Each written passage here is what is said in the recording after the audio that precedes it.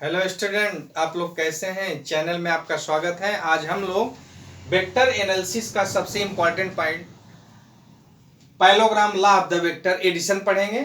ये लॉ ये कहता है कि if the two vector represent the magnitude and direction by the adjacent side of the parallelogram drawn from the point, then resultant is represented in magnitude and direction by the diagonal of the parallelogram drawn from the sum point। इसका मतलब यह है कि अगर दो वेक्टरों को किसी समांतर चतुर्भुज की संलग्न भुजाओं द्वारा प्रदर्शित करेंगे तो इनका परिणाम इनके कटान बिंदु से जाने वाले विकर्ण से प्रदर्शित होगा।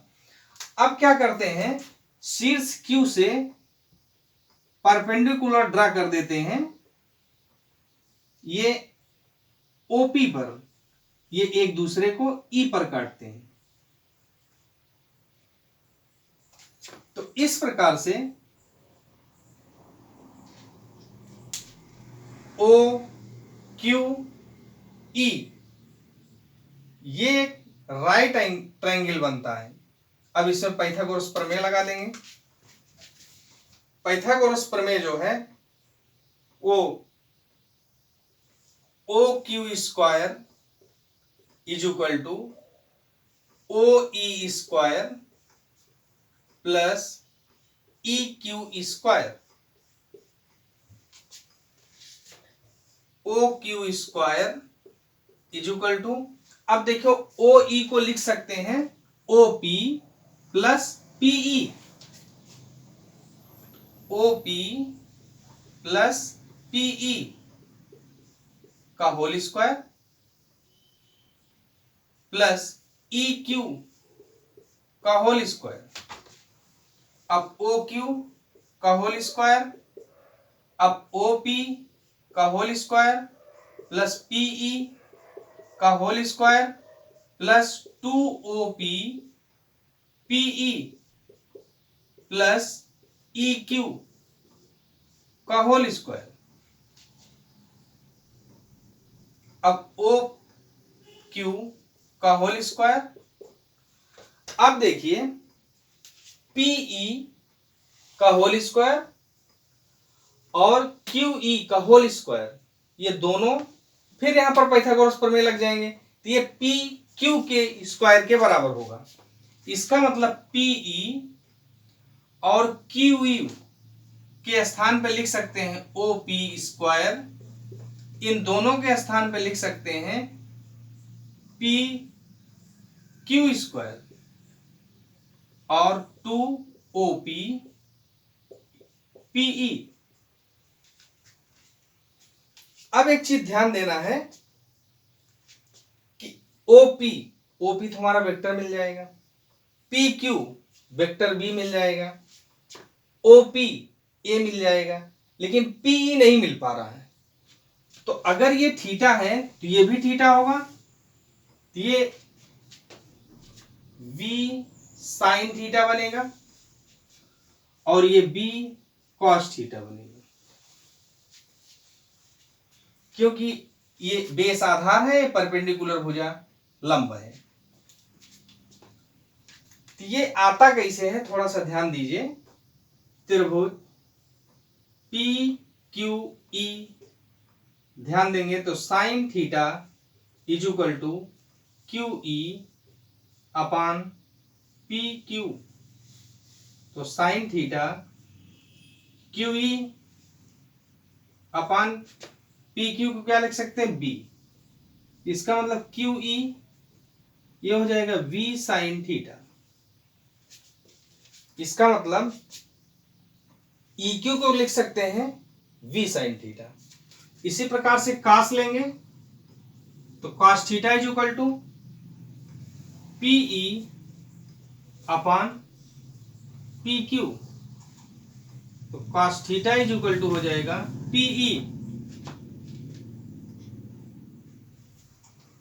और ये बी आ जाएगा, तो B cos theta is equal to PE. कहने का मतलब किसी समकोण त्रिभुज में अगर हमको थीटा पता है और कर्ण का मान पता है तो हमें लंब मिल जाएगा, कास मिल जाएगा। साइन थीटा में हम देखेंगे परपेंडिकुलर और कास थीटा में देखेंगे बेस। तो इसके स्थान पे ओपी के स्थान पे ए लिख देंगे और पी के स्थान पे कॉस थीटा लिख देंगे। तो सबके मान रख देते हैं। ओ क्यू क्या है आर स्क्वायर, ओपी क्या है ए स्क्वायर, पी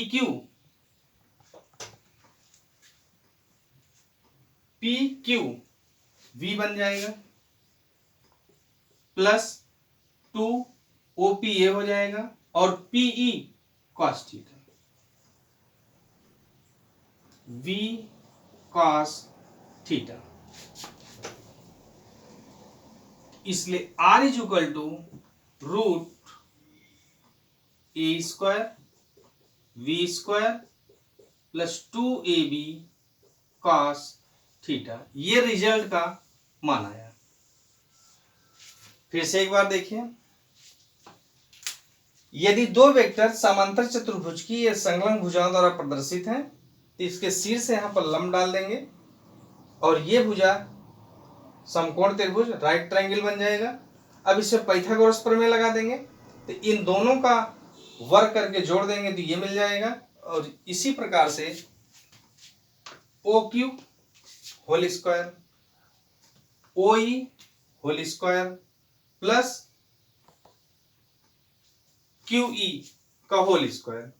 अब ओपी को ध्यान देना है, ओ ई हमारा बन जाएगा OP plus PE, OP plus PE. अब यहां पर X plus Y whole square कर देंगे, इसका वर्ग कर देंगे, इसका वर्ग कर देंगे प्लस 2ab और ई क्यू वही है। तो ओपी से हमारा वेक्टर ए मिल जाएगा, पी क्यू। अब फिर यहां पर छोटे से ट्रायंगल में पाइथागोरस प्रमेय लगाएंगे तो इसका वर्ग कर देंगे, इसका वर्ग कर देंगे, इसके वर्ग के बराबर हो जाएगा। इसका मतलब P square plus E Q square को लिख देंगे पी क्यू स्क्वायर। अब ओपी से हमको वेक्टर ए मिल जाएगा, लेकिन पी से पी कॉस थीटा लिख देंगे। कैसे आएगा ये हम बता दिए हैं। तो ये हो जाएगा R square is equal to A square plus B square plus 2ab cos theta. तो इस प्रकार से पैरेललोग्राम समांतर चतुर्भुज का नियम का रिजल्ट प्राप्त हो गया, जो समांतर चतुर्भुज के विकर्ण या डायगोनल से प्राप्त होगा। अब इसमें रिजल्टेंट आर जो है इसका हम एंगल देखते हैं कितना झुका है। तो इस ट्रायंगल में हम थीटा का अल्फा का मान देखते हैं। तो tan alpha is equal to ये हो जाएगा ये परपेंडिकुलर और बेस, तो लंब बटे आधार, ये हो जाएगा b sin थीटा या QE अपान OE। तो tan alpha is equal to QE को क्या लिख सकते हैं b sin थीटा और OE को लिख सकते हैं OP प्लस PE या QE OP प्लस PE। तो b sin theta OPA plus P का मान b cos थीटा।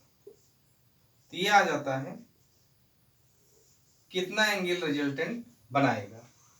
तो इसके सामने एक भुजा देख लेते हैं परपेंडिकुलर और बाई बेस। तो QE अपान EO। तो QE का मान क्या है b sin थीटा और OP का मान क्या है A और PE का मान क्या है b cos थीटा। तो ये निकल आया tan alpha is equal to b sin theta upon A plus b cos theta. अब कुछ वेक्टर का केस ले लेते हैं। If the vector is same direction, दो वेक्टरों को सेम डायरेक्शन ले लिया गया, theta is equal to 0 AB को, तो रिजल्टेंट हो जाएगा A square V square plus 2ab cos theta. अब cos थीटा की वैल्यू 0 रख देंगे, r is equal to root A square V square plus 2ab cos 0। r is equal to cos 0 का मान 1 हो जाएगा, A square V square 2ab हो जाएगा। इसे लिख देंगे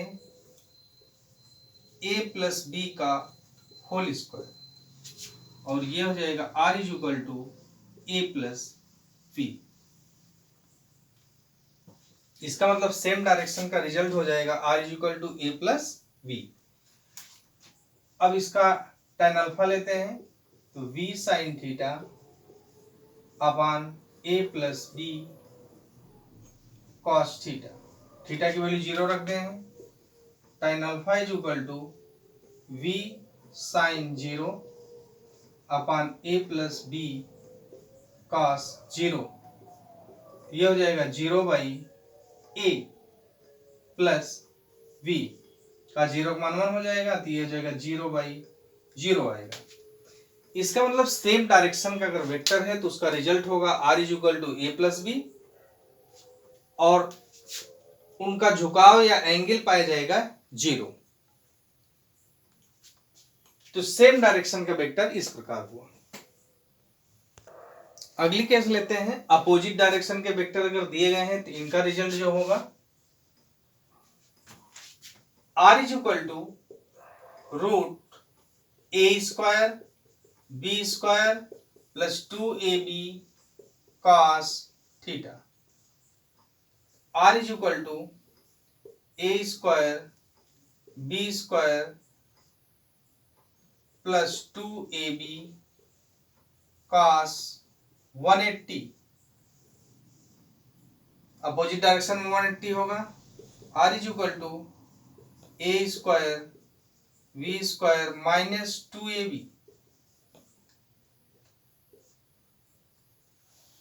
cos 180 का मान -1 होगा, r is equal to A minus B का होल स्क्वायर, इसलिए r is equal to A minus B.